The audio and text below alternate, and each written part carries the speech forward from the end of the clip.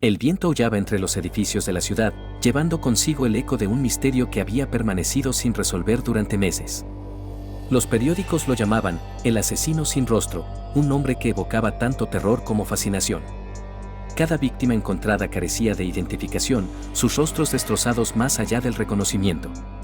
Era como si el asesino quisiera borrar cualquier rastro de su existencia. Carlos Méndez, un periodista de investigación, se había obsesionado con el caso.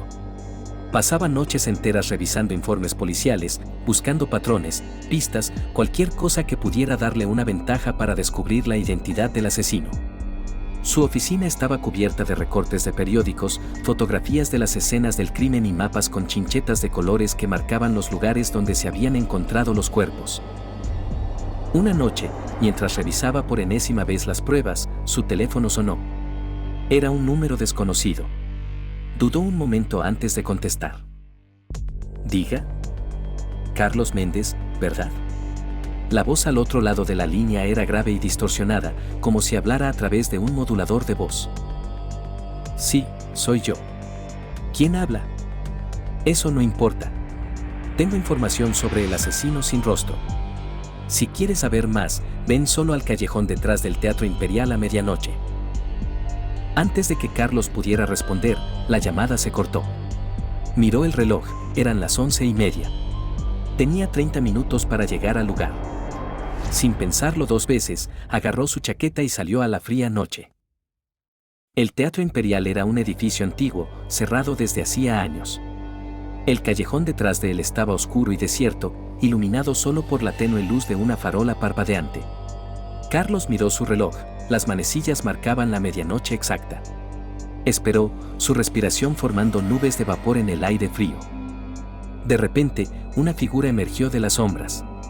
Era un hombre alto, vestido con una gabardina y un sombrero que ocultaba su rostro. Se acercó lentamente, sus pasos resonando en el silencio del callejón. ¿Carlos Méndez?, preguntó la figura, su voz aún distorsionada.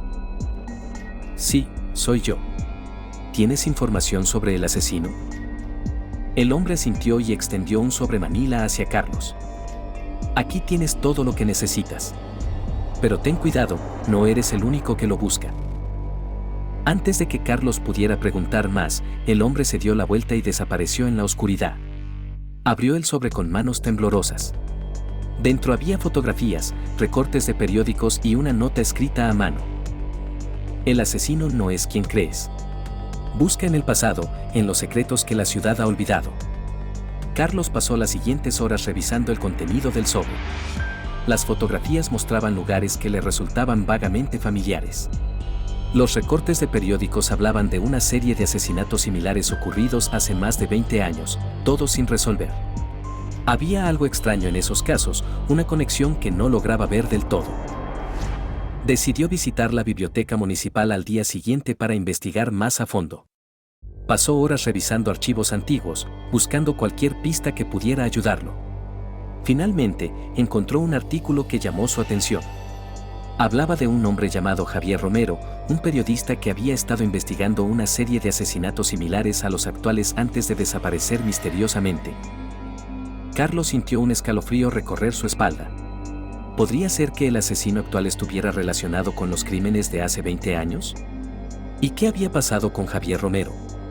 Decidió visitar la última dirección conocida de Romero, esperando encontrar alguna pista. La casa de Romero estaba en las afueras de la ciudad, abandonada y en ruinas. Carlos entró con cautela, su linterna iluminando el polvo y las telarañas que cubrían todo. En el despacho encontró una caja fuerte oculta detrás de un cuadro. Tras varios intentos fallidos, logró abrirla. Dentro había una serie de diarios y cintas de audio. Carlos comenzó a leer los diarios y a escuchar las cintas. Romero había estado investigando una sociedad secreta que operaba en la ciudad, una organización que aparentemente había estado detrás de los asesinatos. Según Romero, esta sociedad había estado eliminando a cualquier persona que se acercara demasiado a sus secretos.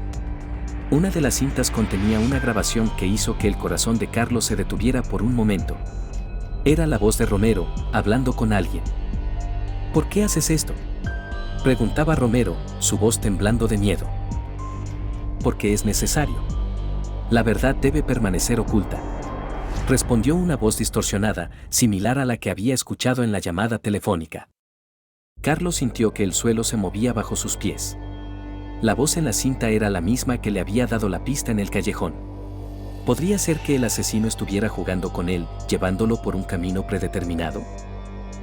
Decidió confrontar al hombre que le había dado la pista. Volvió al callejón detrás del Teatro Imperial, esperando encontrar alguna señal. Para su sorpresa, la figura apareció de nuevo, como si hubiera estado esperándolo.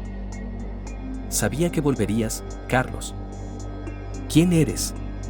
¿Por qué me estás ayudando?» La figura se quitó el sombrero, revelando un rostro que Carlos no esperaba ver. Era Javier Romero, el periodista desaparecido. «No estoy ayudándote, Carlos. Te estoy guiando. El asesino sin rostro no es una persona, es una idea, una sombra que ha existido durante décadas. Yo soy solo el último en llevar el manto». Carlos retrocedió, su mente luchando por comprender lo que estaba escuchando. «¿Tú eres el asesino?». Romero asintió, una sonrisa triste en su rostro. Alguien tenía que continuar el trabajo. La verdad debe permanecer oculta y aquellos que se acercan demasiado deben ser eliminados. Carlos sintió un frío helado en su corazón. Todo este tiempo había estado siguiendo las pistas dejadas por el asesino, sin darse cuenta de que estaba siendo manipulado. ¿Y ahora qué?, preguntó, su voz apenas un susurro. «Ahora, Carlos, es tu turno de decidir. Puedes unirte a mí y continuar el legado, o puedes intentar detenerme y enfrentar las consecuencias».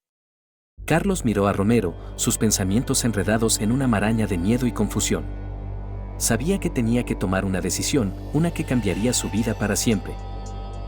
Sin decir una palabra, se dio la vuelta y comenzó a caminar, dejando atrás el callejón y la figura de Romero. Sabía que no podía unirse a él, pero tampoco podía detenerlo solo. Necesitaba ayuda y sabía exactamente a dónde ir.